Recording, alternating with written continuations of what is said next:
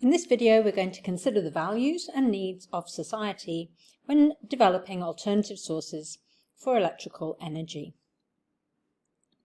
Right now, I'm recording this in October, and it's a wet day outside. So you might be able to remember that day.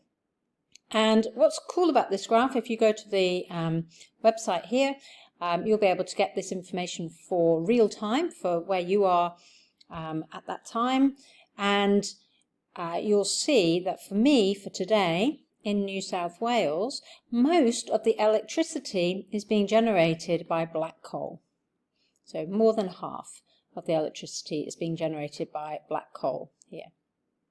And the rest is being generated by renewables. So the blue is hydro, the green is wind, and then the orange and yellow are solar. So the orange bit is from solar farms, and the yellow bit is from the roofs on top of people's houses, been feeding back into the web, the national grid.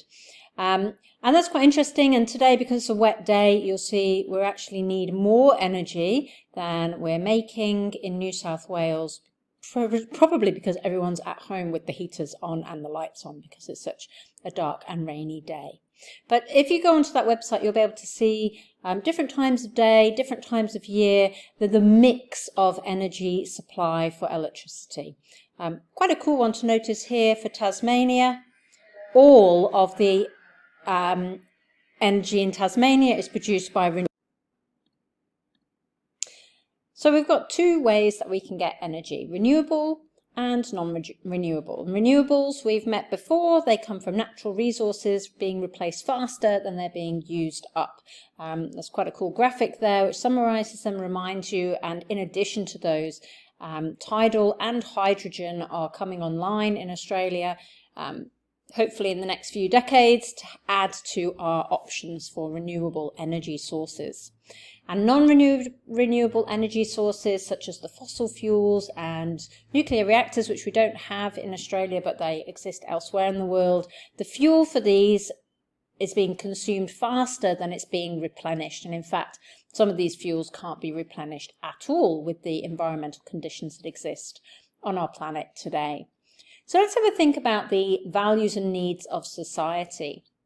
And electricity is something that we all want and we all need, and the demand for electricity has been increasing massively. You can see that in this graph. So you can see that there is a massive increase in electricity up to the modern day. Back in the 1800s, we were basically burning wood, the traditional biomass, as a fuel source. We weren't making electricity with it, but we were using it as a fuel source. Nowadays, we have a blend. We're still burning some wood in our world. There's lots of fossil fuels being used, and the rest is renewables. But you can see that our demand for electricity is increasing massively. So we've established a societal need for electricity with all our modern appliances and our demand for electricity. But what about the sorts of values that might weigh into the argument about what kinds of alternative energy sources or where they should be positioned and how they should contribute towards the mix of sources that we use to generate our electricity? And these are just a few of the many considerations, perhaps some of the more important ones, but I'm sure you will be able to think of additional ones.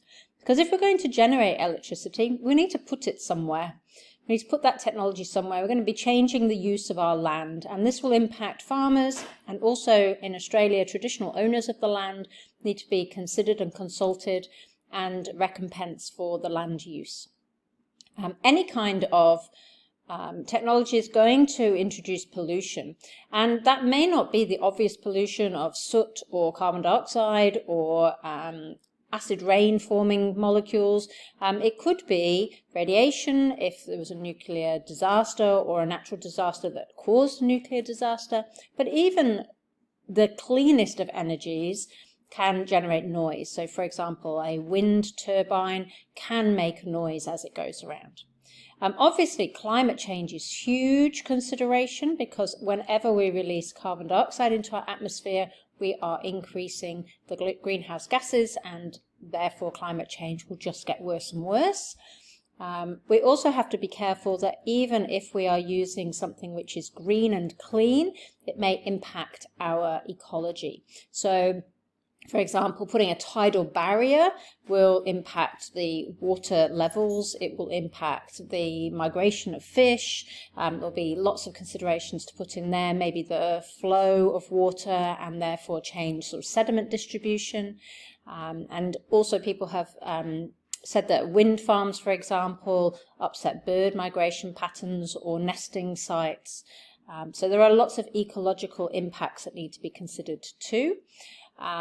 Aesthetics. Aesthetics means what things look like, and NIMBY stands for not in my backyard. So lots of people are pro renewable resources, but they don't want to have to look at them. So they don't want a dam in their local national park, they don't want to look at wind farms, they don't want the local environment to be covered in solar panels. But they still want those to have access to those things, but as long as they're away from where they can see them. Safety is important. Safety could include a nuclear disaster, it could include the safety of miners at the bottom of a shaft or people drilling for thermal vents to get their geothermal energy. So lots of things need to be considered with safety. Obviously, cost is going to impact what our electricity costs at the end. And we also want reliability. So, for example, if we were to go to solar power only, that's great in the daytime, but not at night. So we'd need to develop battery technology, and you can't turn up the sun. If we suddenly decide we all want an extra bit of electricity, we can't just turn the sun up. So if you want to respond to demand, you've got to have some kind of storage capacity. So a dam where you could open up extra vents for extra turbines, that might be useful for responding to changes in demand. So it's really important to consider lots of different aspects that people will be interested in when you are deciding, should you introduce an alternative energy source, whether that be renewable or non-renewable, what impacts will it have, and who has a voice in that decision-making process.